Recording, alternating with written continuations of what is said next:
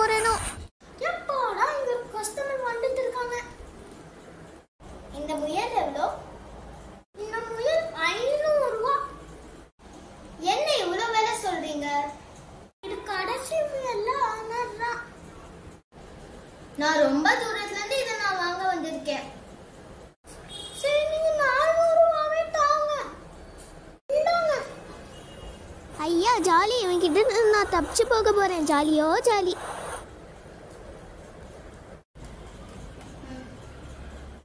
சஷு சஷு அக்கா, உனக்கு நான் ராபிட் வாங்கிட்டு வந்திருக்கேன். அப்படியா? இப்ப நான் இதுக்கு பேர் வைக்க போறேன். இதுக்கு என்ன பேர் வைக்கலாம்? ஃபர்ஸ்ட் பேர் வைக்கிறீங்களோ இல்லையோ சோறு போடுங்கடா.